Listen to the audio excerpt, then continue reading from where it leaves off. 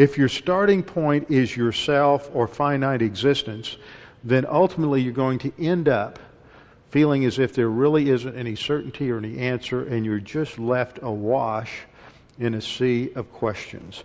This was the situation both in ancient history, the history of the ideas of Plato, Aristotle, the Stoics, the Epicureans, but it's also the story of modern thought, modern ideas, from Cartesian rationalism in the 17th century all the way up to modern existentialism.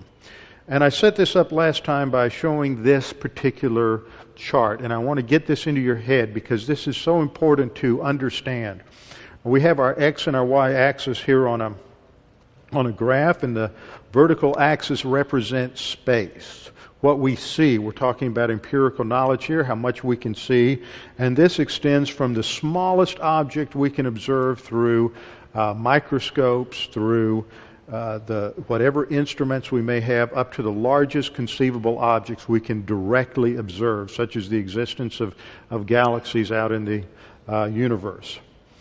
The horizontal line represents time.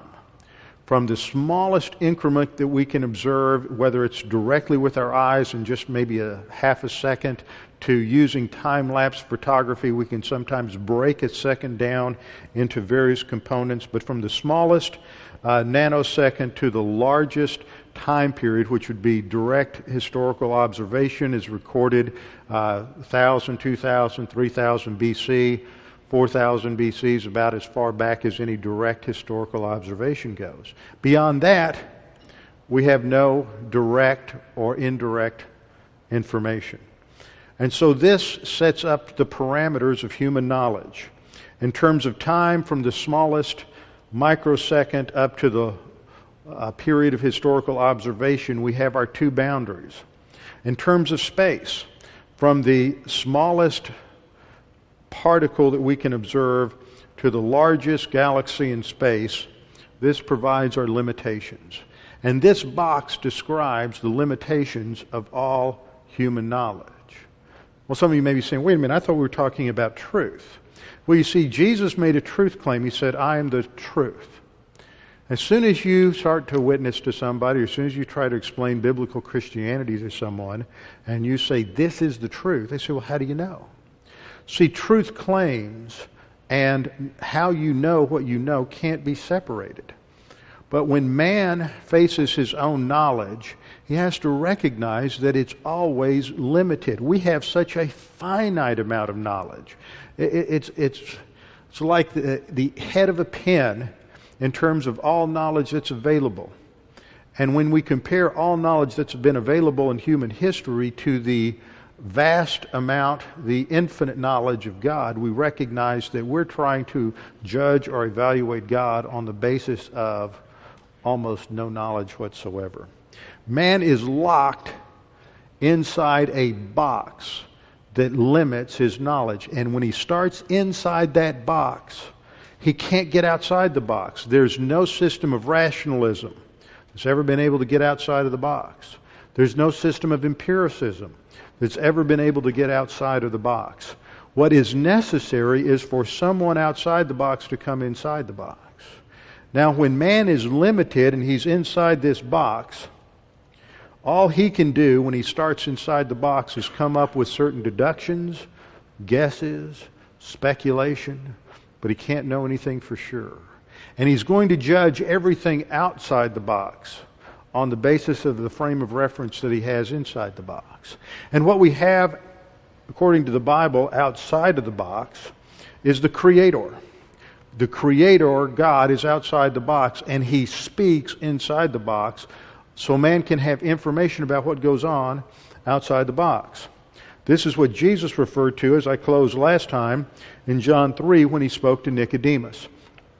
He said, if I have told you earthly things and you do not believe, how will you believe if I tell you heavenly things?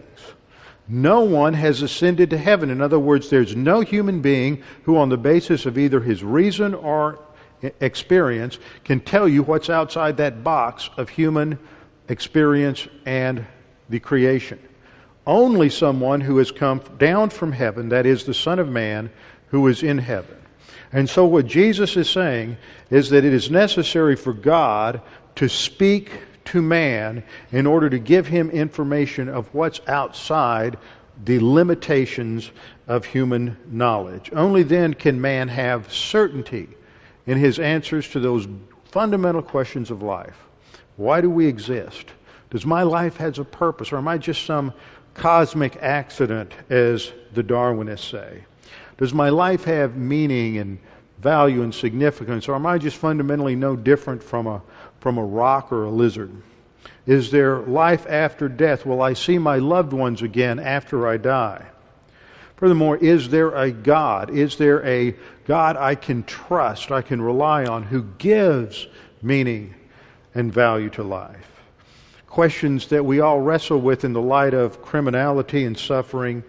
Why is there evil and suffering, and is there ultimately justice for those who commit these heinous acts? And is there ultimately a God who will resolve that problem? But see, man in his knowledge, if he's just inside that box, is left with just guesswork and speculation to get outside the box. An analogy that's often been used to talk about philosophy and the goals and attempts of philosophers to answer this question is the analogy of a blind man in a dark alley trying to grab a black cat. And the black cat represents truth. And what you have is Plato comes along and he tries to grab that cat, and he sits over on one side, he grabs and says, "I've got the cat." And then Aristotle, remember, still a blind man in a black alley, he grabs something and says, "I've got the cat." And then the Stoics come along, "I've got the cat." And then somebody else, "I've got the cat." And pretty soon you have 20 or 30 different thinkers saying, "I've got the cat," but they're all blind and they're all in a dark alley, and they don't have a clue what a black cat would be even if they grabbed it. But what the Bible says is that Jesus comes along and says, "I am the light of the world," and he turns the light on. He says, "Now I'll define what truth is because you're blind and you can't see it." And man, because he is fallen and because of sin, says, "No, I'm going to deny that." This is what Romans 1:19 says, that men suppress, which means to reshape, to spin, to put their own orientation to truth. They suppress, they hold down, they warp truth by means of unrighteousness. They want to rethink it. They want to define truth on their own terms and not on the terms of God. So they're constantly, generation to generation, rejecting truth. Well, if we're going to understand why there must only be one truth, and why it is not arrogant for Jesus to say, "I am the truth, the only way," we can't just start with Jesus. If people are really interested in answering that question and coming to understand why this isn't arrogant, they have to take more than 2 or 3 minutes to investigate the answer. And that's another problem we have today. Somebody throws this objection at you just as a way to sort of hold up a shield and keep you away. And I find that I like to ask, well, do you really want to investigate the answer, or do you just want to argue, or do you just want to waste my time?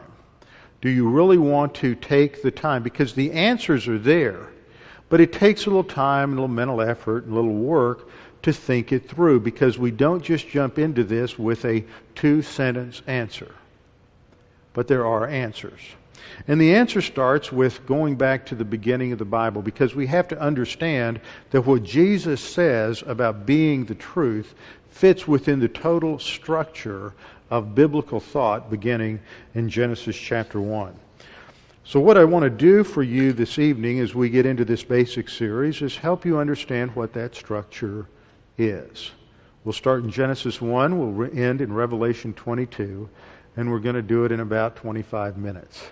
So we're just going to hit the high points.